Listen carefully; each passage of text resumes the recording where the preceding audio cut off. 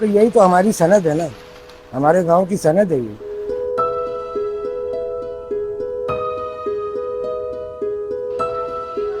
देखो सनद के ऊपर जब आंच आती है ना तो पूरा शहर परेशान होता है।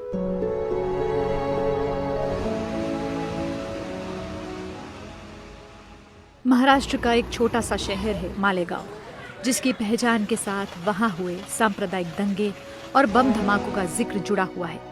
लेकिन मालेगांव की पहचान इससे बहुत अलग और जटिल रही है। इस शहर को मौसम नदी दो हिस्सों में बांटती है। एक हिस्सा हिंदुओं का तो दूसरा मुसलमानों का। जब आप नदी को पार करके मुस्लिम इलाके में जाते हैं तो एक खास तरह की आवाज आपको सभी जगह सुनाई देती है। ये आवाज है पावर लूम के चलने की।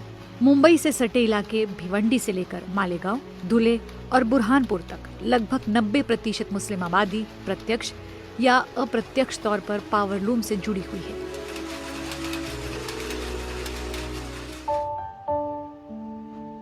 लेकिन ये काम अब धीरे धीरे खत्म हो रहा है। पावर लूम बंद होने की कगार पर है। जिनके पास कभी पावर लूम फैक्ट्री थी और जो कईयों को रोजगार देते थे, वो इन्हें बंद करने और मजदूरी करने पर मजबूर है। घर का खत्म ही हो गया है ना, घर का खत्म होगा तो अब भूखे मरने से अच्छा दूसरी जगह मजदूरी करो। अनीस अपने बेटों और कुछ दूसरे लोगों के साथ अपनी फैक्ट्री में काम करते थे। हालांकि कुछ महीने पहले उन्हें इस काम को बंद करना पड़ा। इस फैक्ट्री में अब वो अपनी भेड़ बकरियां बांधते हैं। और अपने ही नहीं, गांव के अंदर सर्वे करेंगे मैडम तो बहुत लोगों का कारोबार बंद हो गया। कितने लोग बर्बाद हो गए कि इनका मकान बिक गया है, कारखाना बिक गया है।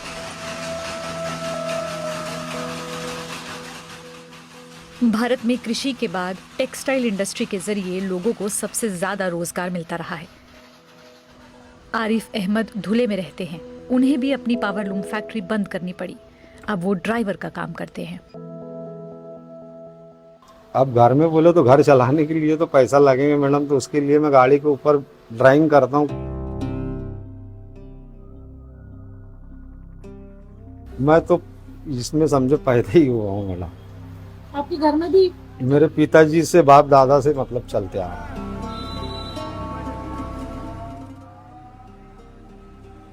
अशिक्षा और दूसरे रोजगारों के प्रति जागरूकता की कमी के चलते मुस्लिम परिवारों के कई बच्चे अभी भी दम तोड़ते पावर लूम बिजनेस में आ जाते हैं।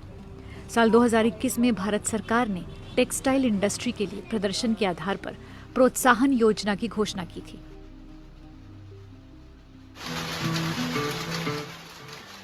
इस योजना के तहत 5 साल के भीतर 10,683 करोड़ रुपए की प्रोत्साहन राशि देने की बात कही गई थी। कुछ लोगों का मानना है कि इस योजना का फायदा छोटे बुनकारों और पावर लूम को नहीं मिला।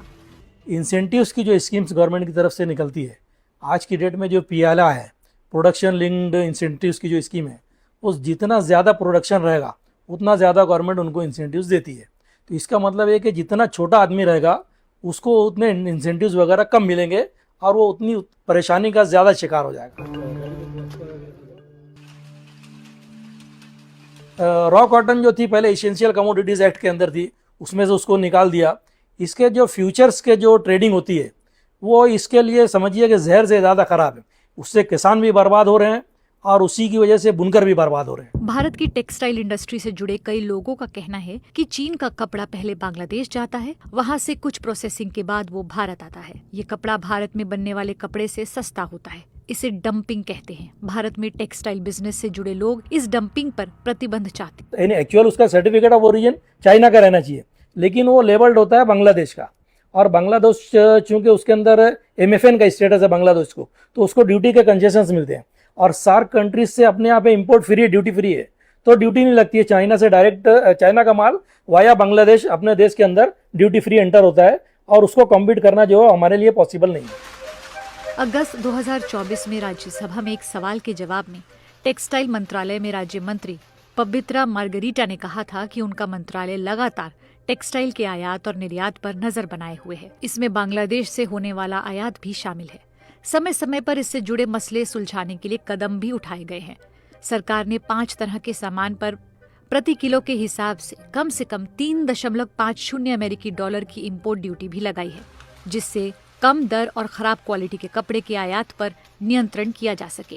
महाराष्ट्र सरकार ने भी मार्च से बिजली के बिलों में अधिक रियायत देने की घोषणा की थी। इस बीच कुछ लोगों का मानना है कि मुस्लिम समुदाय को इस बदलाव को स्वीकार करते हुए अब अपना व्यवसाय भी बदलना चाहिए। हमारी कम्युनिटी के साथ ये हुआ कि गवर्नमेंट ने 2003 में एक टफ स्कीम लाया और उन्होंने अपग्रेड के लिए स्कीमें लाई।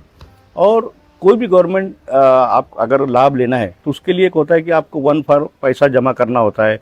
एक तो समझ लीजिए कि मजहबी समस्या ही ब्याज लेने देने के लिए। दूसरी बात ये 1/4 की रकम भी हमारे पास नहीं थी। तीसरी बात ये कि इलिटरेशन, अनएजुकेटेड, यानी हमको कोई समझाने वाला नहीं, कोई हमको बताने वाला नहीं, इसलिए हम उसमें शामिल नहीं हो पाए। और नतीजा ये हुआ कि दौर आगे चले गया, मार्केट आगे चलेगी, सब अपग्रेड होकर हम पीछे रह गए। पहले से ही पिछड़े हुए ये मुस्लिम बुनकर अब अपना पारंपरिक व्यवसाय खत्म होने से और ज्यादा पीछे होते जा रहे हैं और उनके पास कमाई का दूसरा साधन भी नहीं है। इस बीच जब समाज में सांप्रदायिक तनाव की स्थिति होती है, तब ये दूसरे समुदाय के साथ अपने रिश्ते किस तरह बना पाते हैं। तो हमारे जितने ट्रेडर्स हैं, मतलब जिनसे हम रॉ मटेरियल परचेस करते हैं या जिनको हम हमारा जो फिनिश प्रोडक्ट है ग्रे फैब्रिक हम जिनको बेचते हैं, ये सब नॉन मुस्लिम्स है। ये सिर्फ बीच के एक छोटी सी कड़ी है जो मुस्लिम्स की है। पुराने वक्त में हमारे कारोबार के जो अलावा जो ताल्लुकात थे वो बिल्कुल फैमिली रिलेशंस रहते थे।